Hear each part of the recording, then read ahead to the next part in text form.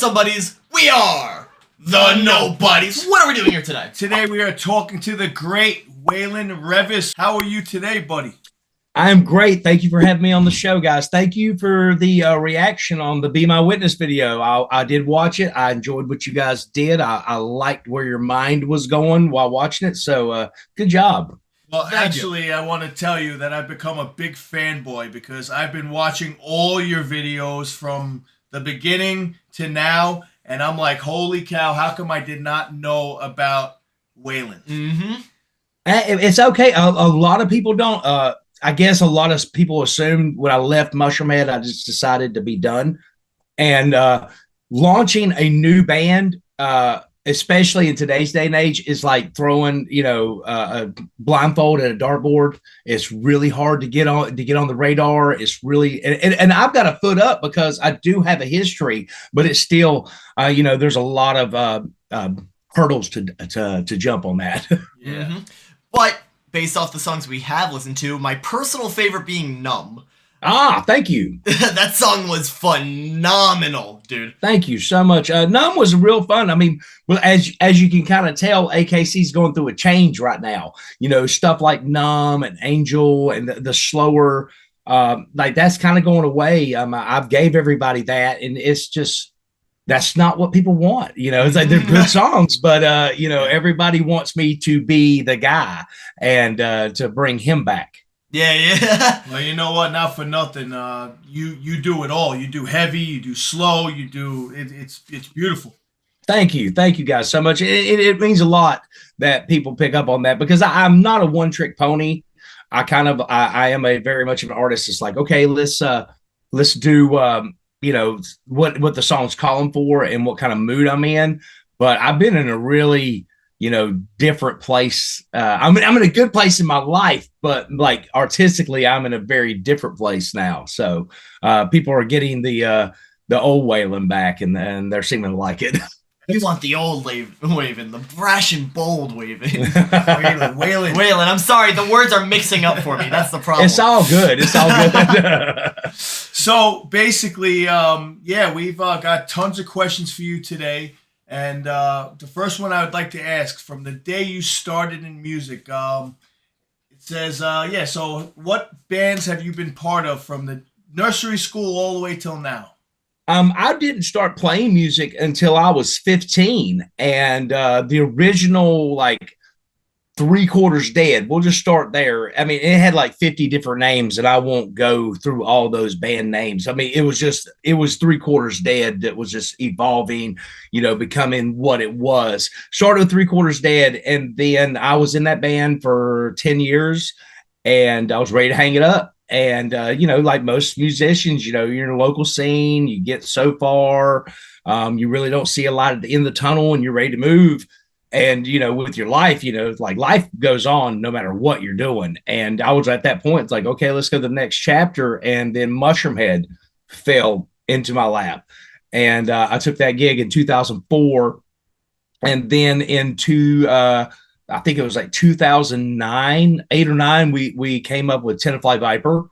And that was just a debauchery of a band. It's like a lot of drinking, a lot of partying, and that was that. And then I finished out my career with Mushroomhead in 2015, and I took a year off, and then I started AKC, and that's really been all I've done is those bands, at least as in releasing something and having music that you can still find today. Okay, so you said you started at 15. A lot of musicians we've talked to usually say they find their passion earlier. So what happened in your teenage years that you were like, I love music, I want to do this? Well, I'm from a very small town, and my family is not really music oriented. It was more woodyard and football and wrestling and track and baseball. It was very athletic family. So music really wasn't a thing, that my family looked highly upon. They're like, you ain't doing that. That's You're gonna go hit music. some. Well, not that it was devil music. They just felt like it led to nowhere. My family wanted me to work hard and to be, productive member of society, and to, not fall into drugs. And And my dad was right. It's like you get in a band, and that's kind of comes with the territory. That's just part of it. But I remember going and seeing a show. It was a local show. It was the first show that I ever saw that wasn't a national act. It was a local show, and I'm like, you guys can do this? Like, I didn't understand that you could make a band. It's like I figured that you went to school and got trained in that and became a musician and kind of like found a deal or whatever. I know, and they're like, no, man, we just jam in the garage. We come up with whatever we want to come up with. And I was like, this is cool. And I kind of found a couple guys, and I got Kenny Wyatt and JP Cross, our bass player, which really was like the starting of 3/4 Dead. And just started from there. Had no clue how to do it, had no clue how to sing, had no clue how to. I think the only reason they kept me was because I had passion. I loved it, and I found like enjoyment out of it, but it was just what I wanted to do at that moment in time. And then I went in May 5th, 1995, I seen Danzig, Korn, and Marilyn Manson on a bill. Korn opened up 30-minute set off the self-titled album, and then Manson coming out with Portrait of American Family was after that, and then Danzig, and that was when I was like, this is what I'm doing. Screw this. This is my path. Yeah, I've seen Korn 18 times now, believe it or not. Oh, dude, Korn's my boys. Those are my boys. We were lucky enough. On our first AKC Broken album, Head plays on A Killer's Confession. It was our first release, and I love those guys, and they're a big part of where I come from, and the way I approach music is a lot of Korn, because Korn like really talks about your feelings and expressing yourself, and the anger and rage, and just not being accepted in society as it is. So like that had a big influence on me. Yeah, so it's funny. I have a funny story. Yeah, I know it's your interview, but I met Monkey for the first time down in Florida, and my friend was so drunk he made a blurry picture. So all I have is a blurry picture of me and Monkey. I'm like, are you serious? 18 times, and I got a blurry picture. You can't even make them out. It's hard. Oh man, I'm sorry about that. That's my boy. Monkey's my boy, dude. He's good. They're really good people. Like if you want to base your career off attitude and how to handle success, look at Korn. Korn is just top notch, just like they have it down on how to be and how to handle success, trials and tribulations of being up and being down. They know, they've been there, they've had the issues, they've got through it, and God bless them, man. God bless them. I mean, it's just a way to like base your career. If you're gonna look at anybody and their attitudes and longevity, Korn is a band to always look at and be like, yep, they got it down. Excellent. So you've been okay. Go ahead. Sorry, I wanted to ask. You said you were kept around because of the passion. So, did you ever get any formal training for like your voice, or did none? You were just naturally talented. Nope. I'll explain that later. Okay, I like that. Keep them. No, I was terrible. I was the worst singer that you could have ever imagined. Didn't have a clue. And my bass player can back this up, but I had some experimental years early on with LSD, and had one night I was just out of my mind, and all of a sudden it all made sense. And now I do LSD every time I have to sing. No, do not do that. That does not work for everybody. But like I hung out with a bunch of hippies, and anybody think about like Widespread Panic, Fish, Grateful Dead, that type of culture, like a lot of music, a lot of rhythms and stuff. And I hung out with hippies, and I was the metalhead, and they're all dropping acid like it's nobody's business, and I'm the only metalhead in the group, but they're all my buddies. And just figured it out. I don't know if it was just that damn drum circle or whatever, man, but it made it all make sense to me. And I came in to practice like a day or so later, and like the guys just didn't really expect nothing out of me. They just like, Waylon's gonna be Waylon. And I came in and just started singing, and they were like, who the hell are you? I mean, and I'm not even kidding. Like, it was that look on their face of like, what happened? What changed between Saturday and Tuesday? Hung out with those damn hippies again, haven't you? Yeah. That's funny. So when you say, okay, we'll go to your band, A Killer's Confession. So how did that band come? I honestly, it was an accident. I wasn't really looking to start a band. I was just looking to sing again with some local artists and just do like some guest spots just to kind of scratch an itch I was having to do it again. Because I honestly, when I left Mushroomhead, I didn't want to do it. I didn't have the love. I didn't have the passion. I didn't want to do it. And then Matthew Trumpy, original guitarist of AKC, sent me the song "A Killer's Confession," and it just kind of snowballed there. We didn't know each other, never met each other, and we just formed a band, and now here we are. So you were in Mushroomhead when you left. I watched an interview. I watched a couple things. You said, "Oh, I'm leaving. I'm leaving. I'm leaving." Now they put you had such a sick feeling in your stomach when you left the band that you didn't want to play music no more. Yeah, I was just unhappy, but a lot of that was on myself. You know, it's like hindsight's 2020, and I put myself in every position I was in. Mushroomhead gave me a great opportunity, but whether it had went the way it went or not, I feel like my time had came and went there. I felt like that the magic there was gone, and like other visions were in line for that band. And I had my own path to go, whether it had been good or bad. I just feel like, you know, I had kind of like, I felt like I didn't want to be a part of a group where, you know, it's like I got all these singers and all this right here where you don't, you know, it's like, it's not one guy, but it's just a lot of things, and it's really hard to control. And Steve Felton does a great job. He really does to keep that orchestrated. Skinny does a really great job, but you know, I just felt like my time had come. The passion wasn't there for me anymore. I was just like, man, I'm not into this no more. I'm not into doing this anymore. So how did your first session with AKC go? Because you said you were called into the band. No. I wasn't called into the band.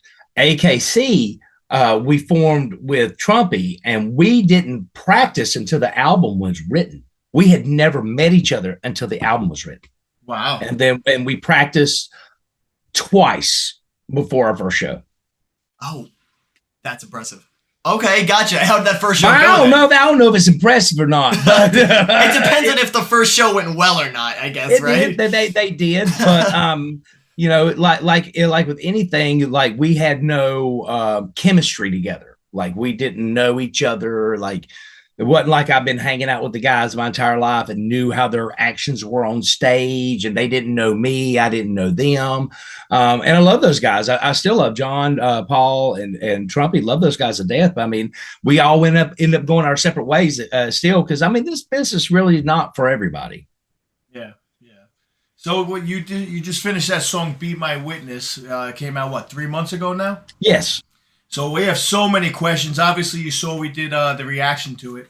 Now, you said you were going to tell us all about why you went from wearing no mask to wearing a mask.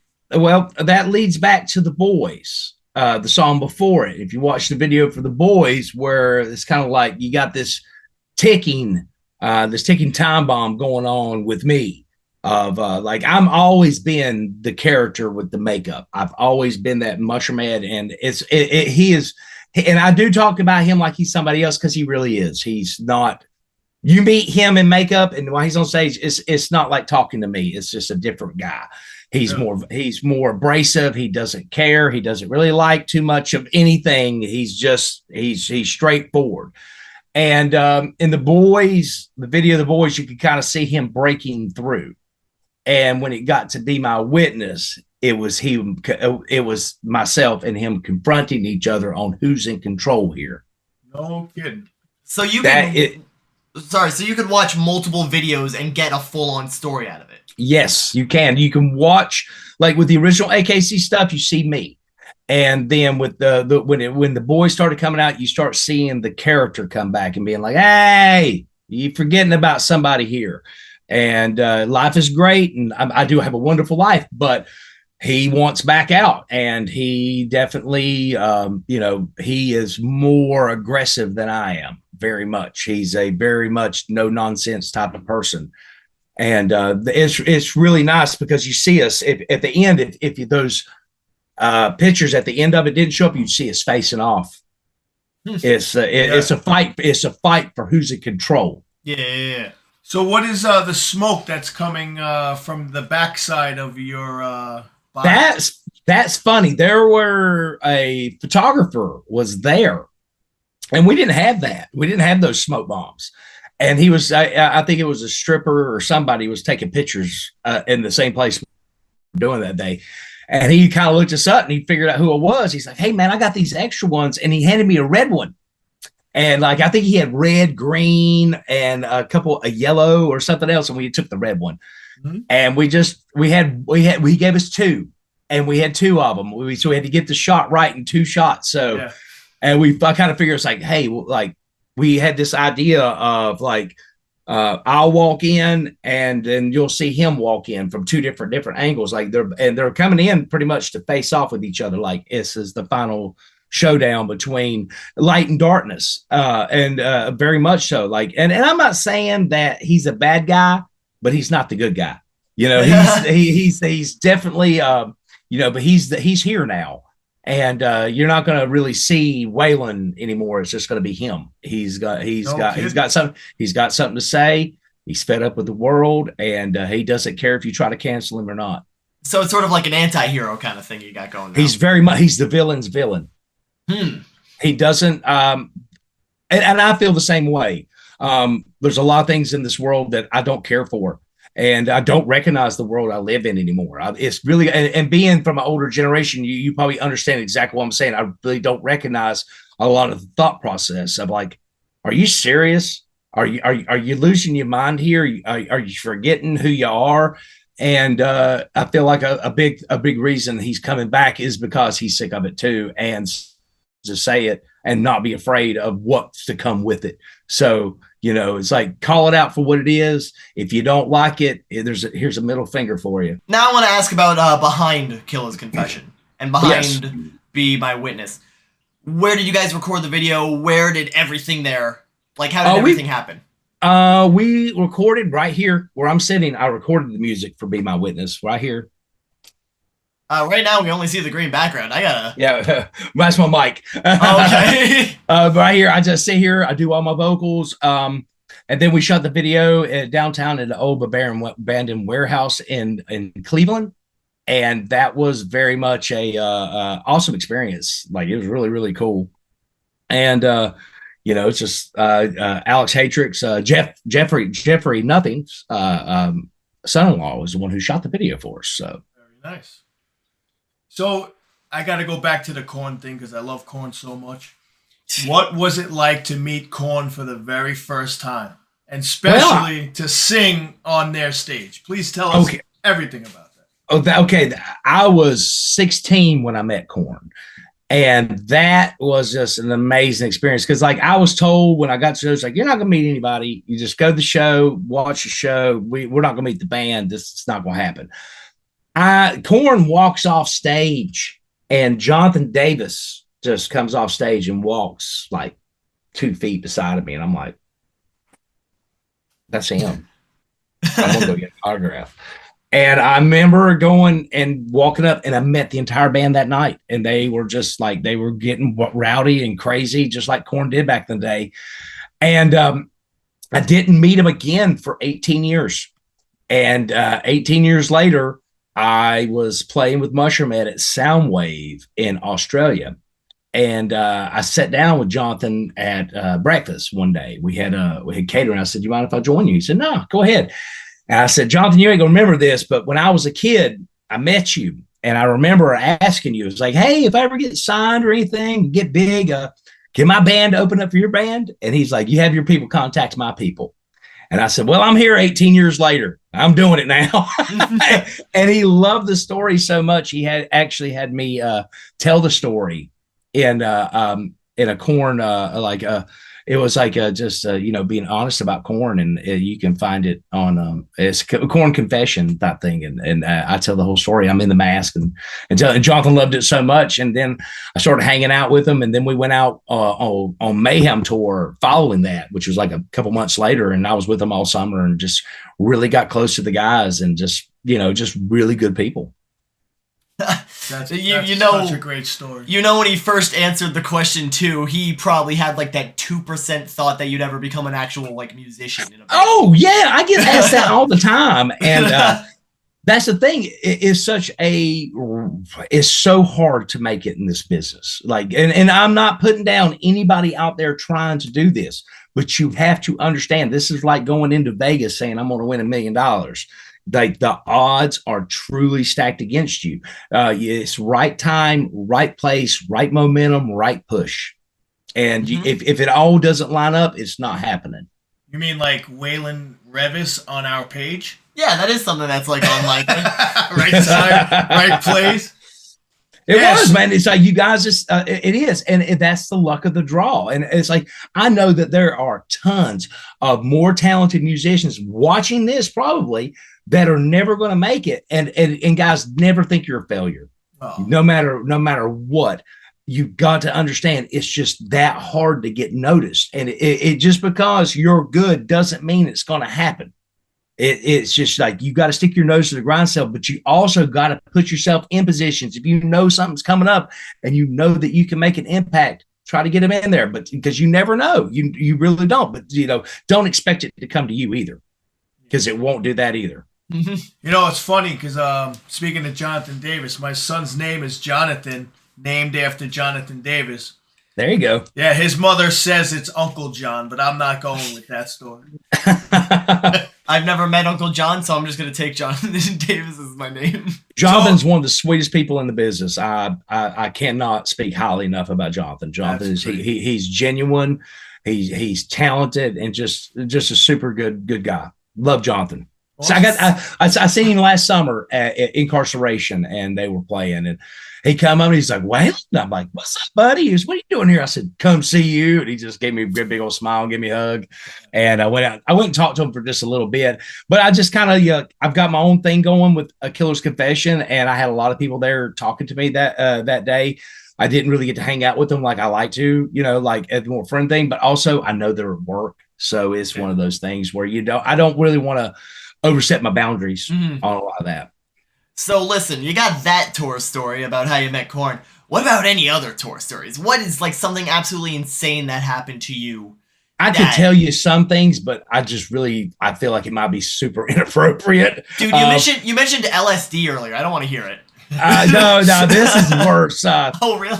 Yeah, this is way worse. I mean, so many stories happen on the road, and it's like, one time I was in LA, and I can't remember his name right now, but he's a movie star, and he plays Leatherface, and he also he was in the program, and he played in Batman 2. He was the one guy's son, Christopher Walken's son. He played him, and he was a huge fan, and he come out and he hung out with Black Label and stuff. And I remember he came out. We make our living wear masks, and you always got to be alpha. And he was like 6'8" and had me in the headlock all night, dragged me around LA, and I had a bottle of Jägermeister, and I kept trying to like get him drunk so he let go of me. he did, and I can't remember his name right now to save me. Super sweet guy. I'm drawing a blank right now because I haven't talked to him in years. He's a great. He plays Leatherface in the new Texas Chainsaws, so like that's who he is, and he's a super nice guy. But he was also I remember the first time I ever seen him in the movie was the Program football movie, and he's the guy using steroids, and he painted his face and stuff like that. And big dude. 6'8", yeah. Dude, I remember I don't know if he was that tall, but he just felt like a giant to me because I'm only 5'10". So like anybody over like 6'4" is like 8 feet to me. I'm like, damn. Like, how's the weather up there? Yeah. He kind of put me in the headlock and just dragged me around to LA, and it was like, oh my God, let me go. Wow. So is there like anything anybody has ever said to you that has stuck with you through your music career? Fieldy. Fieldy said to me, and I was kind of getting down on myself because of my career and where I was. I really wasn't having the success looking for it with Mushroomhead or a Killer's Confession. I'm like, what did I do wrong? He goes, you did nothing wrong. He goes, you just haven't been heard yet. And he said, never. And I say this to people, I said, never think yourself as a failure. He goes, no matter how far you get in this business, you're not a failure. It's just, you've just not had your true opportunity yet. So yeah. So he's in a new band now. I've been watching a lot of his stuff. Stillwell. Yeah, Stillwell. Yes. I've been watching a lot of his. I've tried to actually contact them, and they don't answer their messages. Nothing. So. You're lucky. I'm gonna keep fishing. I'm gonna keep fishing. Hey, that's how you got to do it. I mean, you got to understand. I have Julie, my wife, Mama AKC. She does, like, you get in touch with her, she'll make everything happen for you. But you got to get through her first. Yeah. That's cool. So, listen, we got a question that we ask every band. What is one thing you would say to somebody trying to get into the music business? I know you have said some in this interview, but if you were to talk to someone face to face, what would you tell them? Be realistic. Look at your talent. Look at the talent around you. Be realistic. Don't set your goal to be the next big thing. Set your goal to be I'm going to play at this club. And then I'm going to go here, and I'll keep your goals attainable. Not everybody gets lightning in a bottle. And I've never had lightning in a bottle. I've had to scrap and scrape to get everything that I've ever earned, but you got to make it realistic. Don't just, and don't do it just for the bling and the girls and the money. That's not why we do this. You do this because you're a lifer. There's something in you that draws you to that stage. There's something in you that brings you to want to entertain. And it's and in the end of the day, it's more than money. It's more than fame. Fame is fickle. It's like it'll come and it'll go just as fast. It's not about that. It's about doing it from here. Nice. And would you explain to your fans what an average day in the life of Waylon is like? It's the average day of any father in America. I got kids. I go, I do what's right for them. I got kids in college. I try to maintain a home. I try to put out good morals, just be a good person. I play my PlayStation just like everybody else, it's like I watch my movies, but I'm just really, when you catch me outside of a Killer's Confession, I'm in love with my wife and I love my family. And that's all that matters to me. Family over everything. Mm-hmm. Now, was family a part of why you quit all your addictions? Yes. Well, no. Family. To love my family, I had to learn to love myself. And you can never love anyone until you understand how to love you. And that's not a selfish thing to say, because if you're not treating yourself right, you're never going to treat anybody right. You got to start here. And when I met Julie, I was still an addict, and she gave me an ultimatum, but I didn't do it for her. I didn't do it for my kids. I did it because I didn't want to be that way anymore. And once I did that and started loving myself and started respecting myself to be my own best friend, to look out for me, then my love for my children and my love for my family and my love for my wife, that blossomed from that. But I had to learn to do things. I had to take care of this guy and get this guy straight before I could do anything for anybody else. Because it's all fake. Because addicts are liars. We can't help it. We're looking for that fix. We're looking to get to that next high, and it doesn't matter whose heart we break to get there. We do it, and we're not being mean. We're just sick, and you got to learn to love yourself, and that's the first thing about getting sober. It's like you got to love yourself and understand that you are your own worst enemy. Now, is there something that happened that you would talk about that made you this is the day? No, it was just I was sick and tired of being sick and tired. I was at that point where I had lost everything because of it. I had lost. I had nothing. I had nothing. Like when Julie and I came together, I have a home, I have cars, I have all this stuff now. I had nothing. I didn't have two pennies to rub together. So you've been sober for how many years now? Almost 6 years. Almost 6 years. Now, does this you being sober have anything to do with the new character that you're presenting in your videos? Yes, and no. He is Waylon from Mushroomhead. That character is, but he never got this Waylon to back him. He always had the struggling Waylon. He always like he's a very strong individual because it's just like with anything. When you put that gimmick together, you become He-Man. You are bigger than life. And but when you've got a teammate, and the key word is a teammate, and I am his teammate that's as strong and as focused as he is. I wish I could have gave this version of Waylon to the Mushroomhead fans. Like this guy is going to be. He doesn't play. He doesn't. And it is. It's a pretty much a challenge. Like, come stop me. I want to say it. It's like I haven't forgot who I am and what country I live in. It's like I say it all the time. Fuck your feelings. It's like if you didn't learn in elementary school that sticks and stones will break your bones, but words will never hurt you, then you need to go back to class, son, because you missed the biggest lesson of your life. You are my hero right now. Just hearing you say that. Man, I'm sick of it. I'm sick of safe spaces. I'm sick of now, granted, like we talked about it earlier, I will accept you for anything you are because you're an American. You are given that right by God to be whatever you want to be, as long as you don't do two things. Don't involve my children and don't judge me because of what you feel. Yeah, you know how many lives have been changed and how many families have been broken because two people disagree, and it's like, yo, can't we just have a conversation? Can we, can't we just sit at a dinner table without Thanksgiving being ruined? It's like, exactly. It's you just, I'm accepting. Like, don't come at me being. I am as accepting as they come. I will accept you in any form. You can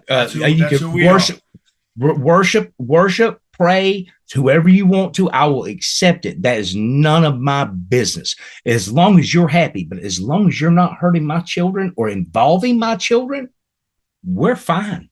Leave it alone. That is my main beef with the world right now, is the fact that we can't understand children are sacred. Yeah, they're our next leaders. Life is hard enough. Let them be children, because if they don't get to experience that, if they don't get that chance to be a child, they are going to have the worst case of arrested development. And then you have 30-year-old kids running around. Let them get it out of their system first. They're innocent. Let them be innocent. Yeah. Because they don't know no better. Everything a child knows, they are taught.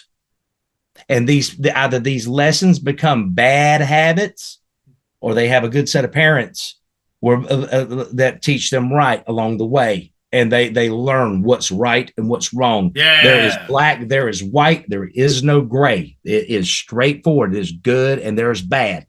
Choose a side. What side are you on? We all bleed red. Damn right we do. That's what we really stand for. Like, they're trying to cancel me right now. Like my Instagram, my Facebook, because I have very choice words to predators. And I think you guys have. I'm not going to say it because I don't want to get you guys in trouble, because it has came back to bit me in the ass. But I'm like, come get it.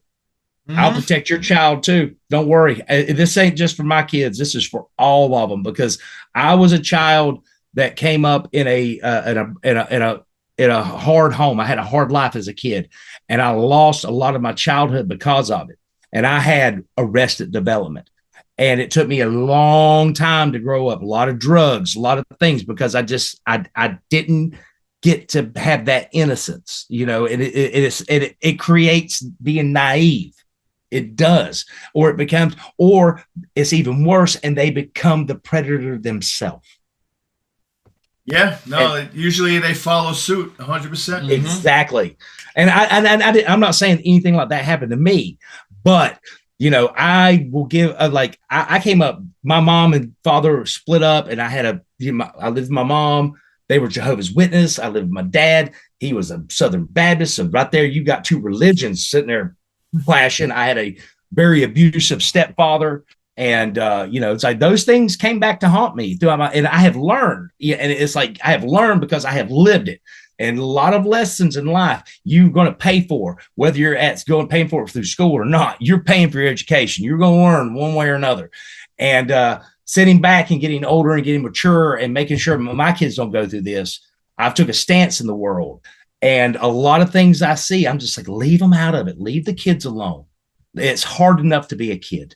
Let's talk about this on another interview. But anyway, so we got a speed round. I'd like to ask you some personal questions on this note that your fans might want to know about you.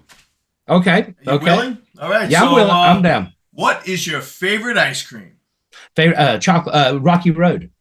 Nice. What about favorite movie? Favorite movie? Right now at this moment, Sling Blade. Sling Blade. I haven't seen that. What's it about? You have not seen Sling Blade? I have not seen Sling Blade. I don't watch movies. Shame on you. I'm sorry. I've actually my wife and his mother is a huge fan of movies, and I've learned a whole Spanish language because while they're watching movies, I'm practicing. Hola, ¿cómo está? Estoy bien, gracias. Estoy bien, gracias. ¿Cómo estás? Estoy muy bien, gracias. Gracias. There's a Southern for you. Yeah. So yeah, I don't watch movies, but so what's your favorite show you ever played in? Show I ever played would have to be at a Soundwave with Green Day at the Olympic Stadium in Sydney, Australia. Okay. What's your favorite sport? Favorite sport? Football. Nice. What's your favorite team then? Chicago Bears. Oh, well, now we're disappointed. Are they in the playoffs? No. Well, are we ever? No, because I'm a Tampa Bay Bucks fan, and we're going to the Super Bowl. Before Brady. 14 years before Brady. There you go. I'm not a bandwagon jumper. I'm a Tampa Bay fan. I've been pulling for the Bears since we did the Super Bowl shuffle, okay? I have been up and down for 30, 40 years, okay? Wow. Leave me be. They had a great defense at one time, for sure. Oh, man. I don't know what we're thinking anymore. But I will still pull for them. All right. So what's your favorite car? Favorite car? I love my Dodge Challenger. I would love to have a Hellcat though. Nice. What is your favorite drink? My favorite drink is cherry Pepsi. That's a great drink. That's a great drink. I love cherry Pepsi. That's a great drink. Big fan. Here's weird. I like Coke, but I don't like Pepsi. I don't like cherry Coke. I don't like cherry Coke, but I love cherry Pepsi. I agree. I actually agree with that 100%. You know what? That's weird you say that because I love Coke. I'll take Coke over Pepsi any day. But you're right, cherry Pepsi is just phenomenal. Cherry Pepsi is good, and I don't like cherry Coke. I'm like, I want a Coke. I want a Coke, so I won't drink a regular Pepsi, and I will never drink a Dr. Pepper. That is the most disgusting you drink son of a in the bitch. world. Yeah, you did. Get out of here. This interview is over. 57 flavors of bullshit. Oh, my God. Of deliciousness. Okay? Wow. I'm heated. I used to like this guy. I was about to ask, what's your opinion on Dr. Pepper? But now I know I didn't want to hear it. Don't ask questions you don't want the answer to. Apparently, honestly, JP, I don't like it. It's just awkward. It's like drinking cough syrup to me. It's just like, and then cough syrup's delicious. And I love cough syrup. Apparently, I love cough syrup. So, are you a root beer fan? No, hate root beer too. Really? Yeah, I honestly don't really like too much. Like I'm very specific about what I like. Yeah, that's I like a sun drop over a Mountain Dew. But yeah, that's the orange drink. But what am I thinking of? Sun drop? Mountain Dew is my favorite drink ever. Mountain Dew's good. I love Mountain Dew. But I'm from the South, and Sundrop was a bigger thing down there. So and then you don't like Mr. Pibb. No, I don't like any Dr. Doo-Doo. I don't want none of that. This Dr. guy. Thunder. That's No, just something about that. It's got like a spicy Robitussin taste to me. I don't get it. I don't like it. Understand. And in the 50s or 60s, did you know they used to drink that shit warm? That I don't understand. Yeah, That one I don't has get. to be ice cold. Look at man, they drank it warm. I'm like, Well, I know Pepsi. Pepsi was initially made like because it was meant to be warm when you drank. Because I don't think they had refrigerators when Pepsi came out. Yeah, Coke came out when there was refrigerators. I think that was the whole thing. So I kind of get it. Yeah. Well, sense. Pepsi would have if Coca-Cola had done right, Pepsi would have never existed. Like Coke kind of dropped the bomb on that one. Like they could have cornered the market and owned it forever, and they let this little company named Pepsi slip through. And so I think it was backwards then. That Coke started warm and then Pepsi started cold. Yes, Probably. Yes. Yeah. Well, you used to only get a Coke at like a. Like they were fountains, you go to your pharmacy and they'd have a soda fountain, and that's how you would get that. You couldn't get it at home. Like you'd have to go to the to get you a fountain drink. That's why it used to have actual Coke inside of it. Oh yes, it did. Used to. Long time ago. Could you imagine drinking that Coke? Be like, I don't know what's wrong. Why do I want to run a mile? Why did I just run around the block 17 times? I don't understand. Well, I want my jaw to stop moving. Yeah, what's up with my teeth? That's funny. So what part of the South are you from? I am from Wilkesboro, North Carolina. I was at Fayetteville, North Carolina for 4 years. Camp Lejeune, Fort Bragg. Fort Bragg, yes. Fort Bragg. Camp Lejeune's in Jacksonville. Yes, I played. I jumped out of many planes. God bless you, man. Thank you for your service. Thank you. You were able to do a job that I would never be able to do. Thank you. Oh, you're welcome. You're welcome. So, what is your last meal? If they told you were dying right now and you had one more meal to eat, what would it be? I would want 8 ounces of Wagyu steak prepared by a top flight chef. Okay, that's pretty good. Well, like dude, once you have Wagyu and it's done right, and and you get it, like you'll put it in your mouth. Like, I want you. What part of the cow is it from? I don't know. I know the cows never touch the ground. I've never heard of Wagyu in my life. Wagyu is the most expensive cut of steak you can ever get. They make it in Japan. The cow is lifted for its entire life. It never touches ground and massaged. It's kind of brutal, but man, you will never have anything that tastes like it. I know I've heard of a Wagyu beef in a TV show. Really? So I understand. They put it in a burger, I believe. Yeah, Wagyu it's insane. It's like it'll run you like I think like upwards like maybe sometimes like $80 an ounce. Wow. You know what? Give me a freaking 20 ounce of ribeye from Texas Roadhouse. I was going to say Texas Roadhouse. That's mine. No. You got to have the rolls with that. Yeah, the cinnamon rolls with some blooming onions. But I'm not kidding. I never heard of Wagyu. If you ever have a chance, like I took my wife out this place called Red Cleveland, and the first time I had it was with Struggle Jennings, and he bought it. He took us out to dinner, and he had us he just had a little bit, and he said, "There's a slice for everybody." And Morgan and myself put it in our mouth. We were like, "Huh." Oh my God. Wow. And I want to buy it. Like I'll see it at the store and I'll go to a butcher, and I'm scared because I'm like, I don't want to mess it up. It's that good. And it will cost you so much. It's not something you could waste the money on to burn or, or mess up. Like you want it done by a chef and done right. Cause I took my wife to the Red in Cleveland, and we had a date night, and I was going to get ribeye and lobster. And he come up, he goes, "Oh, we got on special, $22 an ounce. You can get some Wagyu." And I said, "Forget the lobster, forget that. I'm taking, give me 6 ounces because it costs the same." Yeah.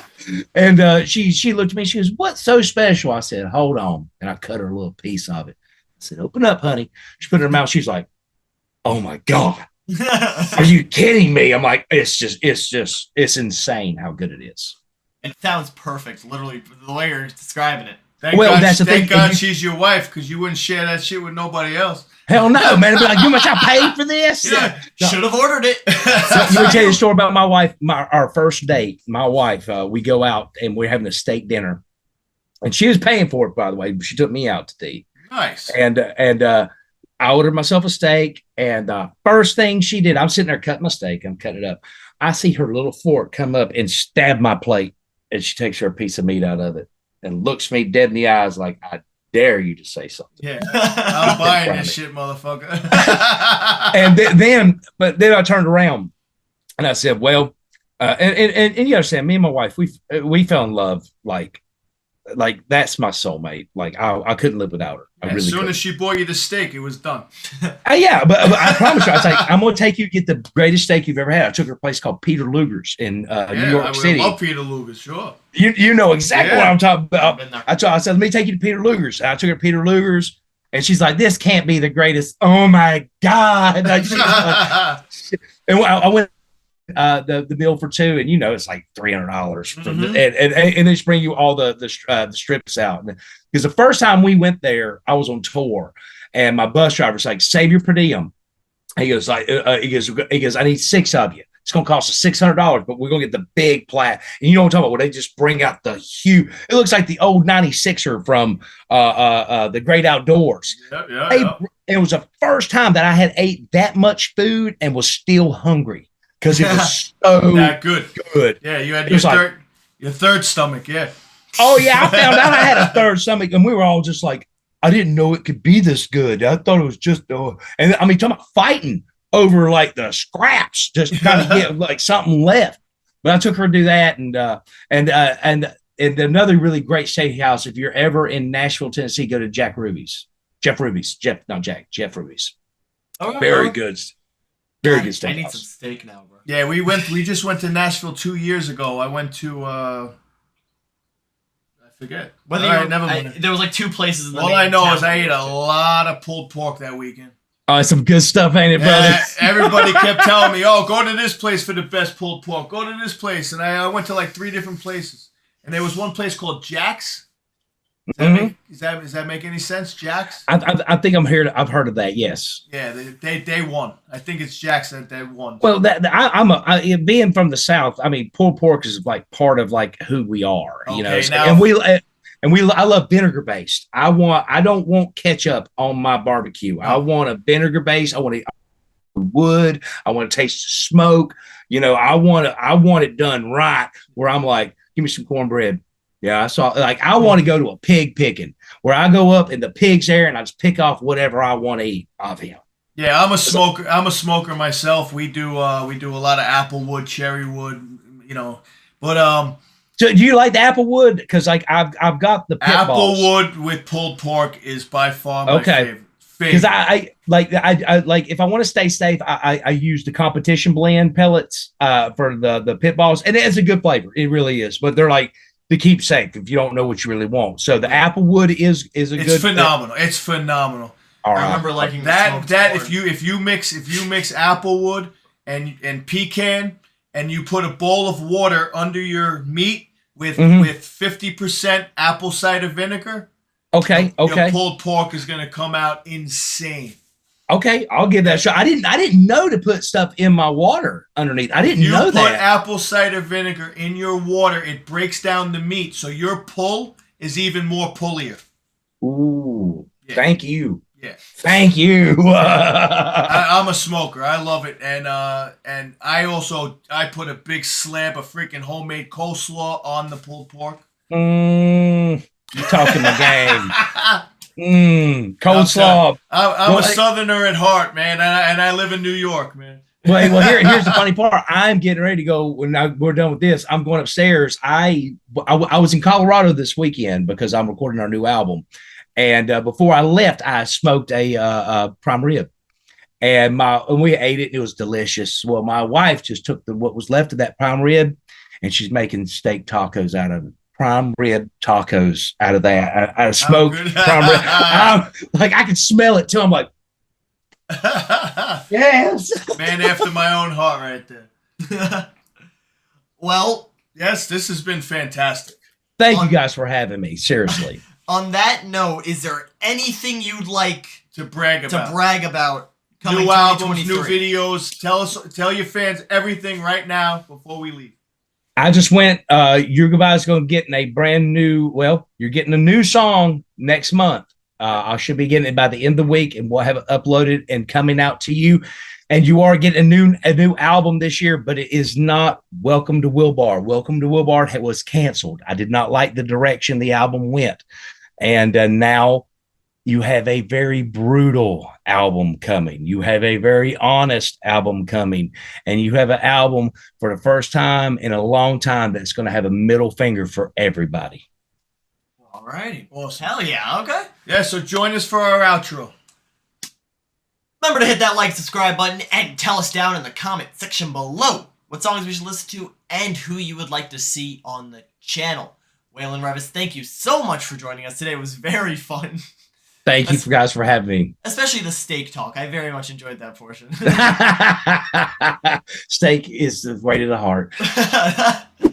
And press the bell next subscribe button to get notified Every time. we upload a video. Son! And I'm Father. And you are? I'm Waylon from The Killer's Confession. Rock Rock on!